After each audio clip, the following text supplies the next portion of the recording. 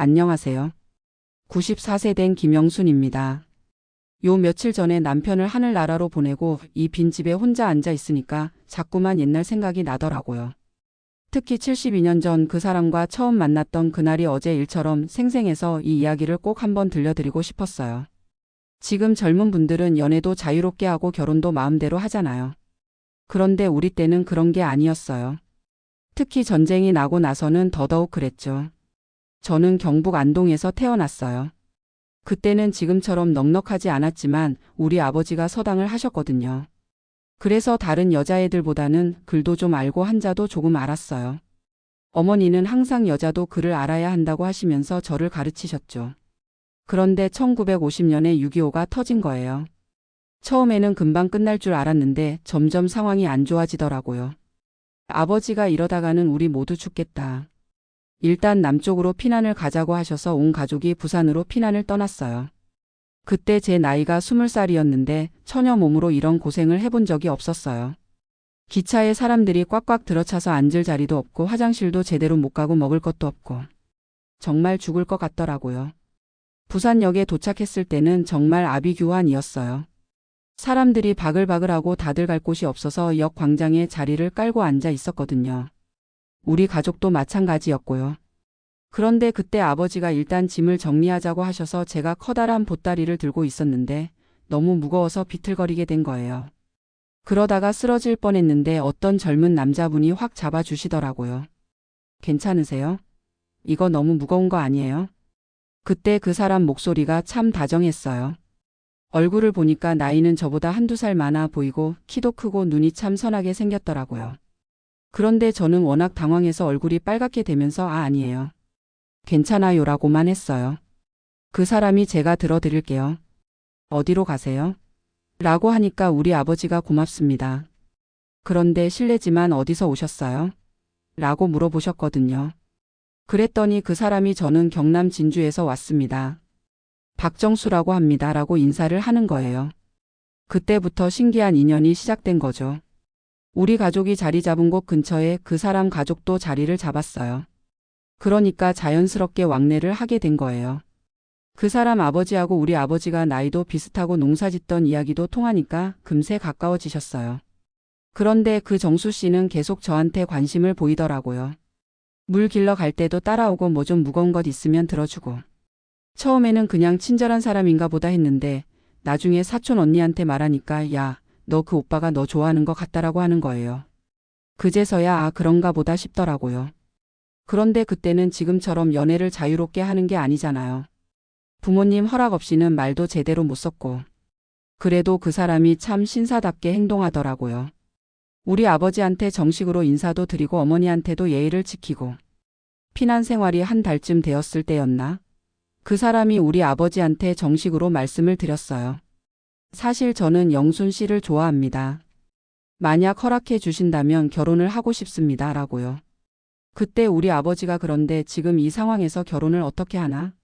고향에 언제 돌아갈지도 모르는데라고 하셨거든요. 그랬더니 그 사람이 저도 그런 걱정을 했는데 지금 같은 어려운 때일수록 서로 의지하며 살아야 하지 않을까요? 제가 영순 씨를 평생 지키겠습니다. 라고 하더라고요. 그 말을 듣고 우리 부모님도 마음이 움직이신 것 같아요. 그리고 사실 그때 상황이 워낙 불안하니까 딸을 혼자 두기도 걱정이셨던 것 같고요. 그래서 1952년 봄에 결혼을 했어요. 지금처럼 호화로운 결혼식은 아니었죠. 피난민 천막촌에서 간단하게 예식을 올렸어요. 예단도 별로 없었고 신혼집도 천막이었고. 그래도 그때 제가 얼마나 행복했는지 몰라요. 신혼 초에는 정말 힘들었어요. 남편이 부산 부두에서 일을 시작했는데 그때 하루 일당이 100원 정도였어요. 그런데 우리가 먹고 살려면 하루에 150원은 있어야 했거든요. 늘 모자랐어요. 그래서 제가 바느질 일을 시작했어요. 처음에는 정말 서툴렀는데 워낙 절실하니까 금세 늘더라고요. 밤늦게까지 바느질을 해서 한 달에 2만 원 정도는 벌었어요. 그런데 결혼하고 바로 임신을 했어요. 첫 아이가 태어나고 또 임신하고 또 임신하고. 3년 만에 3명을 낳았는데 그중에 첫째하고 둘째를 어린 나이에 병으로 잃었어요. 그때 정말 죽고 싶었어요. 왜 이렇게 힘들게 살아야 하나, 왜 우리만 이런 고생을 해야 하나. 남편한테도 화를 내고 하나님한테도 원망을 했어요. 특히 둘째를 잃었을 때는 정말 말을 못했어요. 한 달 동안 밥도 제대로 안 먹고 바느질도 못하고. 남편이 걱정해서 여보 우리 힘내자. 아직 셋째도 있잖아라고 했는데 저는 왜 우리만 이렇게 힘들어야 해요? 다른 사람들은 다 잘 사는 것 같은데라고 울기만 했어요. 그런데 남편이 그때 한 말이 지금도 잊혀지지 않아요. 여보 우리가 힘든 건 맞아. 하지만 우리한테는 서로가 있잖아. 그리고 살아있는 아이도 있고. 우리 포기하지 말고 힘내자. 내가 더 열심히 일할게라고 하더라고요. 그때 남편 얼굴을 보니까 저만큼이나 힘들어하고 있더라고요. 그런데도 저를 위로하려고 애쓰고 있는 모습을 보니까 갑자기 미안해졌어요. 이 사람도 처음 겪는 일인데 혼자서 다 짊어지려고 하고 있구나 싶어서요. 그때부터 마음을 다잡았어요. 그래 우리 힘내자. 앞으로 더 열심히 살아보자고 다짐했죠. 그 후로 넷째, 다섯째, 여섯째, 일곱째까지 5명을 더 낳았어요. 총 7명을 낳아서 5명을 키웠죠. 지금 생각해보면 어떻게 그렇게 살았나 싶어요. 남편은 새벽 5시에 나가서 밤 10시에 들어오고 저는 아이들 돌보면서 밤늦게까지 바느질하고. 그런데 신기한 게 아이들이 하나씩 클 때마다 남편 일도 조금씩 나아지더라고요. 처음에는 그냥 막노동이었는데 성실하게 일하니까 작업 반장도 시켜주고 나중에는 월급제로도 바뀌고. 저도 바느질 실력이 늘면서 동네에서 소문이 나더라고요. 영순이네 바느질이 제일 잘한다고 해서 일감이 계속 들어왔어요. 한 달에 5만 원, 10만 원씩 벌게 되니까 살림이 조금씩 나아지더라고요. 그렇게 10년, 20년이 지나니까 아이들도 다 컸어요. 큰아들이 고등학교를 졸업하고 직장을 구했을 때는 정말 기뻤어요. 이제 좀 살만하겠다고 생각했죠. 그런데 아이들이 클수록 더 많은 돈이 필요하더라고요. 대학 보내야 하고 결혼시켜야 하고. 특히 딸들 시집 보낼 때는 정말 힘들었어요. 그때는 예단도 많이 해줘야 했거든요. 남편하고 저하고 밤낮 없이 일했어요. 남편은 부두에서 40년을 일했고 저는 바느질을 43년 했어요. 손가락이 굳어서 바늘 잡기도 힘들 때까지 했죠. 그런데 그 힘든 시간들이 지나고 나니까 참 보람되더라고요. 아이들이 다 잘 자라서 각자 가정을 꾸리고 손자 손녀들도 생기고. 그때서야 아 우리가 잘 살았구나라는 생각이 들었어요. 남편하고 저하고 둘이 살게 된 게 한 20년 전쯤인가요? 그때부터는 좀 여유가 생겼어요. 아이들이 다 독립하고 나니까 우리 둘만의 시간이 생긴 거죠. 그때 남편이 그러더라고요. 여보 우리 이제 좀 재미있게 살아보자. 젊을 때 못 해본 것들 해보자고요. 그래서 교회도 열심히 다니고 동네 할머니들하고 친하게 지내고 텃밭도 가꾸고 그랬어요. 남편이 참 좋은 사람이었어요. 72년을 같이 살면서 한 번도 때린 적이 없어요. 목소리 높인 적도 거의 없고. 제가 아플 때는 밤새 간병해주고 제가 우울해할 때는 옆에서 말동무가 되어주고. 특히 10년 전쯤에 제가 관절염이 심해져서 걷기도 힘들었을 때 남편이 매일 업고 다녔어요. 병원 갈 때도 업고 가고 교회 갈 때도 업고 가고. 그때 나이가 80이 넘었는데도 말이에요. 그러면서 한 번도 힘들다는 소리 안 했어요. 오히려 여보 내가 건강해서 이렇게 업고 다닐 수 있으니까 얼마나 다행이야 라고 하더라고요. 그런 말 들으면 고맙기도 하고 미안하기도 하고. 저도 남편이 5년 전에 당뇨가 심해져서 인슐린 주사를 맞아야 할 때 매일 3번씩 주사를 놓아줬어요. 처음에는 무서웠는데 사랑하는 사람을 위해서라면 뭐든지 할 수 있더라고요. 그런데 작년부터 남편 상태가 안 좋아지기 시작했어요. 심장도 안 좋아지고 당뇨 합병증도 생기고 병원에 자주 입원하게 되더라고요. 마지막 6개월은 정말 힘들었어요. 남편이 거의 누워서 지냈거든요. 그래도 의식은 있으니까 제 손을 꼭 잡고 고생 많이 했어, 고마웠어라고 자꾸 말하더라고요. 그러면 저도 당신도 고생 많이 했어요. 고마워요라고 했죠. 그렇게 서로 고맙다고 사랑한다고 말하면서 지냈어요. 남편이 돌아가시기 일주일 전에 이런 말을 했어요. 여보 나는 정말 행복했어. 20살에 당신을 만나서 92까지 함께 살 수 있어서 너무 고마워. 내가 먼저 가더라도 너무 슬퍼하지 마. 나는 언제나 당신 곁에 있을 거야. 그때 저도 행복했어요. 당신 만나서 정말 잘 살았어요. 먼저 가서 기다리고 있어요. 저도 곧 갈게요 라고 했어요. 그렇게 며칠 후에 남편이 조용히 숨을 거뒀어요. 고통스러워하지도 않고 평안한 얼굴로 잠든 것처럼요. 장례를 치르고 나서 집에 혼자 앉아 있는데 정말 허전하더라고요. 72년을 함께 산 사람이 없으니까 모든 게 다 이상한 거예요. 밥 먹을 때도, TV 볼 때도, 잠잘 때도. 그런데 며칠 지나고 나니까 슬픈 것보다는 고마운 마음이 더 크더라고요. 요즘 젊은 부부들 보면 몇 년 살다가 헤어지는 경우가 많던데 우리는 72년을 함께 살았잖아요. 그게 얼마나 큰 축복인지 몰라요. 물론 쉽지 않았어요. 젊을 때는 가난해서 힘들었고 중년에는 아이들 키우느라 힘들었고 나이 들어서는 건강 때문에 힘들었어요. 그런데 그 모든 힘든 시간을 혼자가 아니라 함께 이겨낸 거잖아요. 남편이 부두에서 일할 때 다친 적이 있었어요. 크레인에 발이 깔려서 3개월 동안 일을 못했거든요. 그때 저 혼자 바느질로 생계를 꾸려야 했는데 정말 죽을 것 같더라고요. 하루에 18시간씩 바느질을 했어요. 눈도 아프고 어깨도 아프고. 그런데 남편이 옆에서 여보 내가 빨리 나와서 일할게. 조금만 더 참아줘라고 하면서 제 어깨를 주물러주고 밤늦게 라면이라도 끓여주고 그랬어요. 그런 남편을 보면 힘든 게 아니라 더 열심히 해야겠다는 생각이 들더라고요. 이 사람도 아픈데 저 때문에 미안해하고 있구나 싶어서요. 반대로 제가 아플 때도 마찬가지였어요. 셋째 낳고 나서 산후조리를 제대로 못했거든요. 그때 몸살이 심해서 한 달 동안 거의 못 일어났는데 남편이 부두 일 마치고 와서 집안일을 다 했어요. 아기 기저귀도 갈아주고 밥도 해주고 빨래도 하고. 그때 남자들은 그런 일 안 하던 시대였는데도 말이에요. 동네 아주머니들이 영순이 남편 참 좋다고 부러워할 정도였어요. 그런 일들이 쌓이고 쌓여서 72년이 된 거죠. 매일매일은 별것 아닌 것 같았는데 돌이켜보니까 그게 다 사랑이었더라고요. 요즘 젊은 분들 보면 연애할 때는 그렇게 뜨겁게 사랑한다고 하면서도 결혼하고 나서는 금방 실증을 내더라고요. 성격이 안 맞다, 취향이 다르다, 가치관이 다르다 이런 말하면서요. 그런데 저는 생각이 달라요.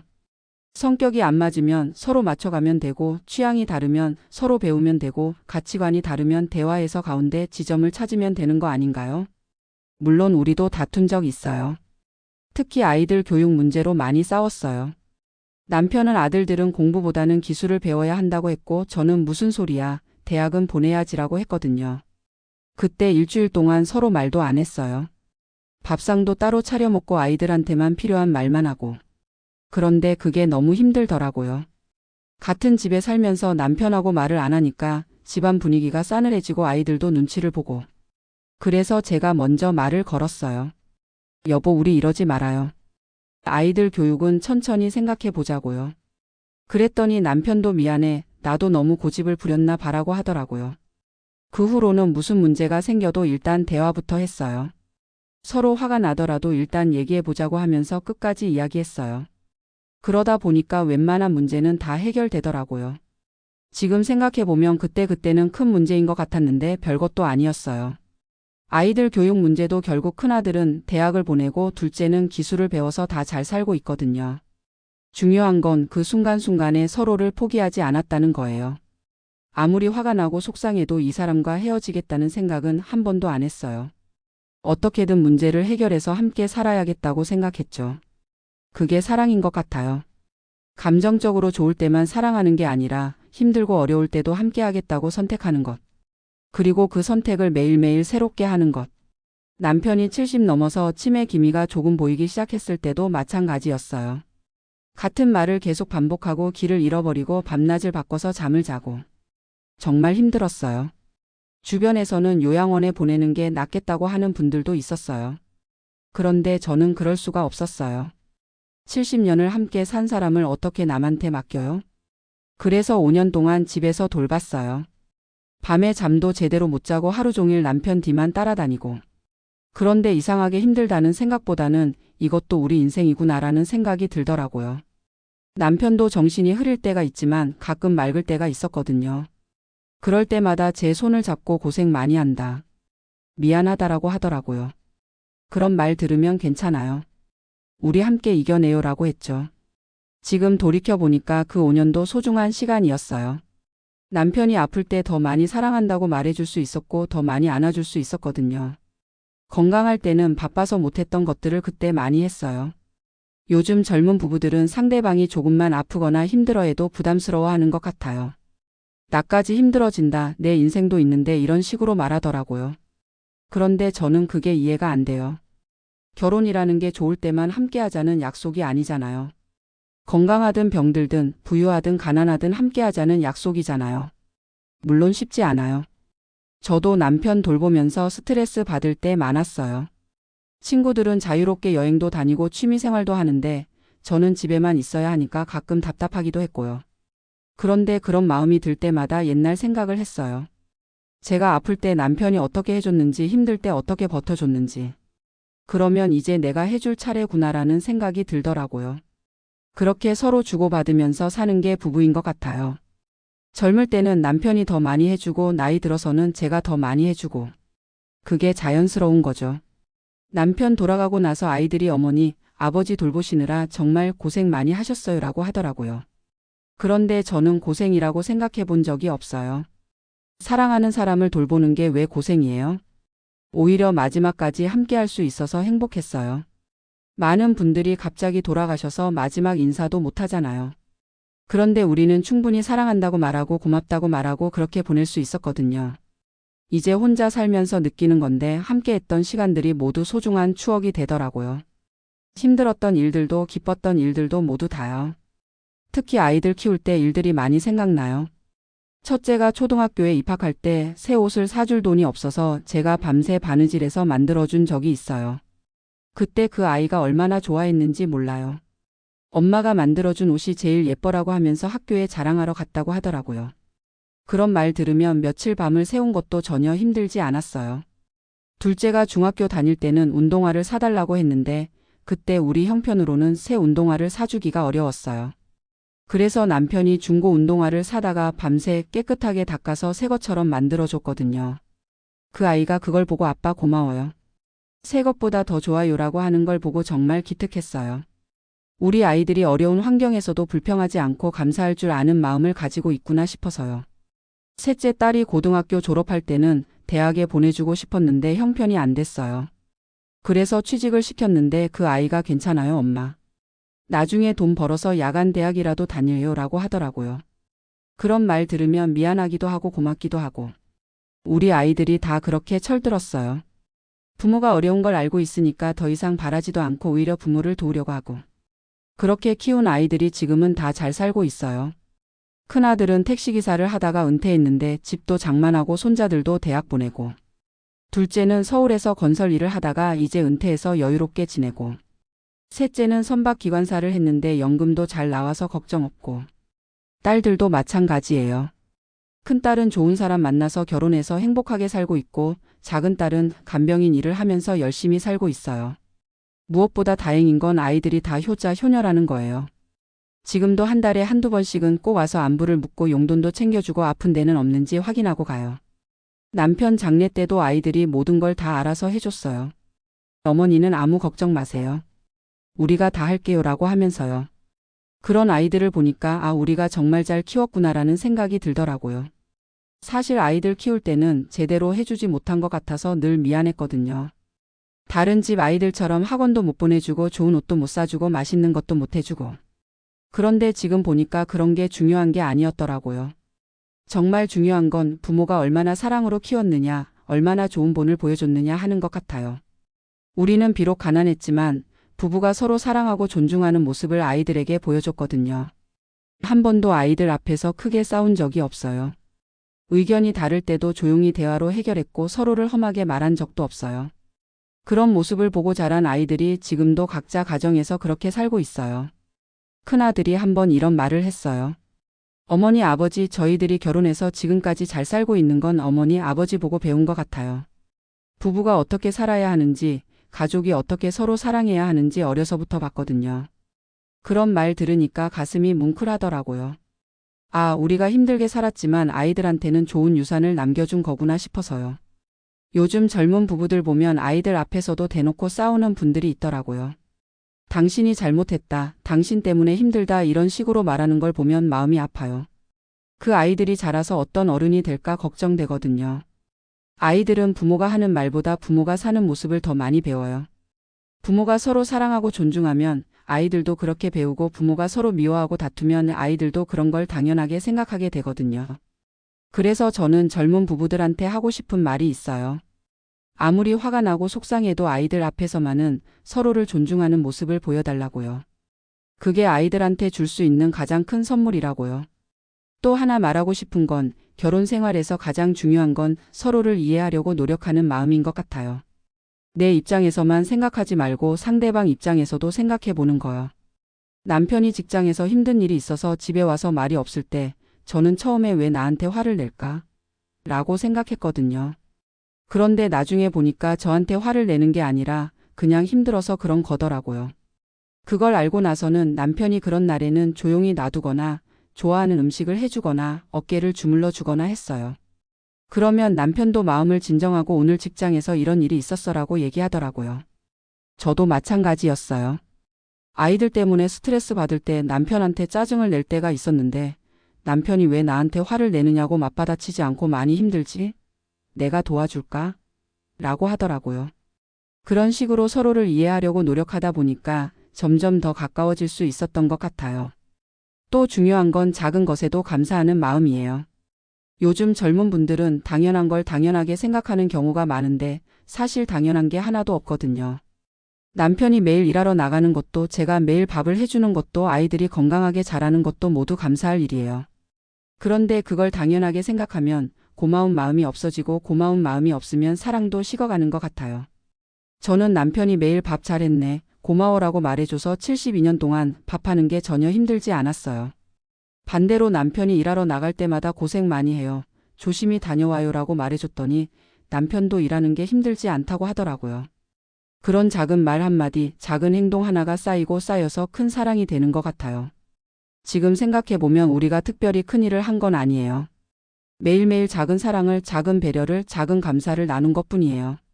그런데 그게 72년 동안 계속되니까 정말 큰 사랑이 된 거죠. 요즘 TV에 나오는 젊은 연예인들 보면 사랑을 참 화려하게 표현하더라고요. 비싼 선물도 주고 낭만적인 데이트도 하고 멋진 말도 하고. 그런 걸 보면 우리는 그런 거 한 번도 안 해봤는데라는 생각이 들기도 해요. 남편이 저한테 꽃을 사준 적도 거의 없고 비싼 선물을 해준 적도 없어요. 결혼 기념일에 외식한 것도 손에 꼽을 정도고요. 그런데 그게 아쉽지 않아요. 대신 남편은 제가 아플 때마다 손수죽을 끓여줬어요. 제가 바느질하느라 어깨가 아프면 매일 주물러 줬어요. 비가 오는 날에는 우산을 들고 마중 나와줬어요. 추운 겨울에는 이불을 미리 따뜻하게 해놨어요. 그런 것들이 진짜 사랑인 것 같아요. 화려하지는 않지만, 진실하고 로맨틱하지는 않지만, 따뜻하고 특별하지는 않지만 매일매일 계속되는 사랑 말이에요. 지금 젊은 분들한테 말해주고 싶어요. 사랑은 감정이 아니라 선택이라고요. 그리고 그 선택을 매일매일 새롭게 해야 한다고요. 좋을 때만 사랑하는 게 아니라 힘들 때도, 지칠 때도, 짜증날 때도 계속 사랑하기로 선택하는 거라고요. 그게 쉽지 않다는 걸 알아요. 저도 72년 동안 수없이 포기하고 싶었던 순간들이 있었거든요. 남편이 너무 고집스러워서 답답할 때도 있었고 제 마음을 몰라줘서 서운할 때도 있었어요. 그런데 그럴 때마다 처음 만났던 그날을 생각했어요. 부산역 광장에서 무너운 보따리를 들어주던 그 따뜻한 손길, 그 다정한 목소리. 그리고 평생 지키겠습니다라고 했던 그 약속. 그 약속이 저를 붙잡아 줬어요. 이 사람이 나한테 했던 약속, 내가 이 사람한테 했던 약속을 지키자고 다짐했거든요. 약속을 지킨다는 건 쉬운 일이 아니에요. 때로는 내 감정을 억누르고 내 욕심을 포기하고 내 자존심을 굽혀야 할 때도 있어요. 그런데 그렇게 하는 게 사랑이라고 생각해요. 요즘은 조금만 힘들어도 성격이 안 맞는다, 가치관이 다르다라고 하면서 쉽게 포기하는 분들이 많더라고요.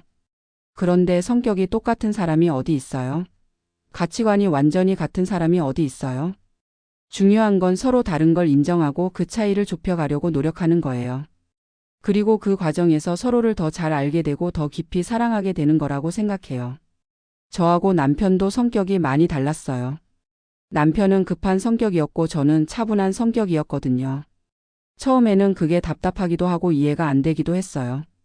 그런데 시간이 지나면서 남편의 급한 성격 덕분에 미루지 않고 빨리빨리 처리할 수 있었고 제 차분한 성격 덕분에 신중하게 결정할 수 있었다는 걸 깨달았어요.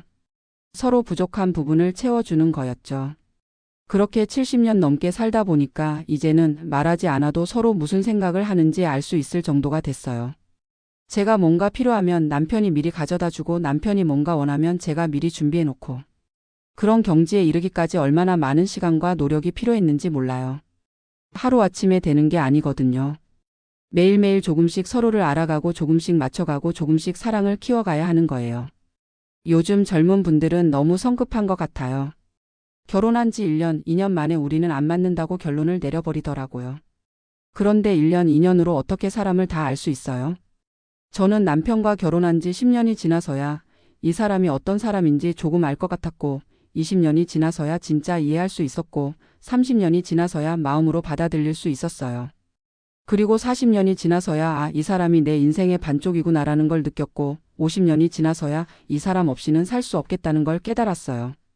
지금 생각해보면 그 모든 과정이 다 필요했던 것 같아요.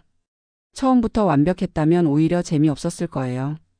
조금씩 알아가고 조금씩 가까워지고 조금씩 사랑이 깊어지는 그 과정 자체가 행복이었거든요. 남편이 돌아가기 전에 이런 말을 했어요. 여보, 나는 20살에 당신을 만나서 정말 다행이야. 만약 다른 사람과 결혼했다면 이렇게 행복하지 못했을 거야. 그때 저도 마찬가지예요. 당신이 아니었다면 이런 사랑을 몰랐을 거예요 라고 했어요. 정말 진심이었어요. 물론 다른 사람과 결혼했어도 나름대로 행복했을 수도 있어요. 그런데 이 사람과 함께 만들어 온 이 사랑, 이 추억들은 세상에 하나뿐인 거잖아요. 그게 얼마나 소중한지 몰라요. 요즘 젊은 분들 중에 더 좋은 사람이 있을 것 같다라고 말하는 분들이 있더라고요. 그런 말 들으면 안타까워요.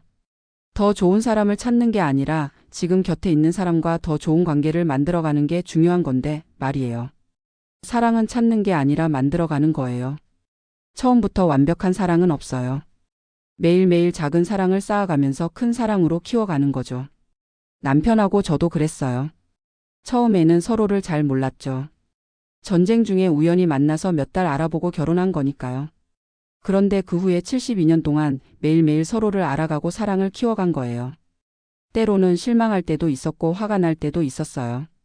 그런데 그런 것들을 다 이겨내고 함께 있기로 선택한 거죠. 그렇게 선택하고 또 선택하다 보니까 지금의 사랑이 된 거예요. 이제 남편이 없는 이 빈자리를 보면서 느끼는 건 정말 소중한 시간들이었다는 거예요. 힘들었던 시간도 기뻤던 시간도 평범했던 시간도 모두 다 소중했어요. 특히 평범했던 시간들이 가장 소중했던 것 같아요. 매일 아침 일어나서 잘 잤어? 라고 인사하고 밥 먹으면서 별것 아닌 이야기 나누고 TV 보면서 나란히 앉아있고 잠들기 전에 수고 많았어. 내일 바라고 말하고. 그때는 별것 아닌 것 같았는데 지금 생각해보니까 그런 평범한 일상이 가장 행복한 시간이었더라고요. 젊은 분들한테 말해주고 싶어요. 특별한 순간만 기다리지 말고 평범한 일상을 소중히 여기라고요. 매일 함께 밥 먹는 것, 매일 함께 잠드는 것, 매일 함께 일어나는 것. 그런 것들이 진짜 행복이라고요. 그리고 서로에게 자주 고맙다, 사랑한다고 말하라고 해주고 싶어요. 내일은 못할 수도 있거든요. 저도 남편한테 더 많이 사랑한다고 말해줄 걸 그랬어요. 아직 할 말이 많이 남아있는데 이제는 들을 사람이 없으니까요. 하지만 후회는 안 해요. 72년 동안 충분히 사랑했고 충분히 행복했거든요. 그리고 그 사랑이 지금도 제 마음속에 살아있어요. 밤에 혼자 잠들 때도 남편이 옆에 있는 것 같고 아침에 일어날 때도 잘 잤어? 라고 말하는 목소리가 들리는 것 같아요. 72년 동안 함께한 시간이 어떻게 쉽게 사라지겠어요. 요즘은 손자, 손녀들이 자주 와서 안부를 물어봐요. 할머니, 할아버지 없어서 많이 외로우시죠? 라고 하는데 저는 외롭지 않다고 해요. 할아버지가 남겨주신 사랑이 있으니까 외롭지 않다고요. 그리고 언젠가는 다시 만날 거라고 믿어요. 하나님 나라에서 다시 만나서 이번에는 아프지도 않고 늙지도 않은 모습으로 영원히 함께 살 거라고요. 그때까지는 이곳에서 건강하게 잘 살다가 갈 거예요. 남편이 먼저 가서 기다리고 있을 게라고 했으니까 너무 빨리 가면 안 되죠. 적당한 때에 가야죠. 그래서 요즘은 건강관리도 열심히 하고 텃밭도 가꾸고 교회도 열심히 다녀요. 아이들한테 부담 주지 않게 혼자서도 잘 살 수 있다는 걸 보여주고 싶거든요. 무엇보다 젊은 분들한테 우리 이야기를 들려주고 싶어요. 진짜 사랑이 뭔지, 진짜 행복이 뭔지 알려주고 싶어요. 사랑은 처음에 느끼는 그 떨리는 감정이 아니에요. 그 떨림이 사라진 후에도 계속 선택하는 것, 계속 함께하는 것, 계속 배려하는 것이 사랑이에요. 행복도 마찬가지예요. 큰 기쁨, 큰 성취가 행복이 아니라 작은 일상, 작은 만족, 작은 감사가 쌓여서 만들어지는 게 진짜 행복이에요. 그걸 72년 동안 배웠어요. 그리고 지금도 배우고 있어요. 혼자 사는 것도 배워야 하고 추억과 함께 사는 것도 배워야 하고 그리움과 함께 사는 것도 배워야 해요. 하지만 무서우지 않아요. 72년 동안 쌓아온 사랑이 있으니까요. 그 사랑이 저를 지켜줄 거예요. 그리고 언젠가 다시 만날 그날까지 저를 버티게 해줄 거예요. 이제는 손자, 손녀들이 결혼할 나이가 됐어요. 그 아이들한테도 우리 이야기를 들려주고 싶어요. 진짜 사랑은 이런 거란다. 결혼은 이렇게 하는 거란다라고 말해주고 싶어요. 요즘 젊은이들은 결혼을 너무 어렵게 생각하는 것 같아요. 완벽한 조건, 완벽한 사람을 찾으려고 하더라고요. 그런데 완벽한 건 없어요. 서로 부족한 부분을 채워주면서 완벽해져 가는 거예요. 저희도 처음에는 부족한 게 많았어요. 남편도 그렇고 저도 그렇고. 그런데 72년 동안 서로를 위해 변화하고 성장해 온 거죠. 그래서 마지막에는 정말 좋은 부부가 될 수 있었어요. 그러니까 젊은 분들도 너무 걱정하지 말고 용기를 내시길 바라요. 좋은 사람을 만나면 믿음을 가지고 함께 걸어가 보세요. 완벽하지 않아도 괜찮아요. 함께 완벽해져 가면 되니까요. 그리고 무엇보다 서로를 존중하고 사랑하는 마음을 잃지 마세요. 그 마음만 있으면 어떤 어려움도 이겨낼 수 있어요. 저희가 그랬듯이요. 마지막으로 하고 싶은 말은 사랑은 기적이라는 거예요. 전쟁통에 우연히 만난 두 사람이 72년을 함께 살 수 있었던 건 정말 기적이에요. 그리고 그 기적은 누구에게나 일어날 수 있어요. 여러분도 그런 기적을 만들어 가시길 바라요. 그리고 그 기적을 소중히 여기시길 바라요. 72년을 함께한 할머니의 간절한 마음입니다.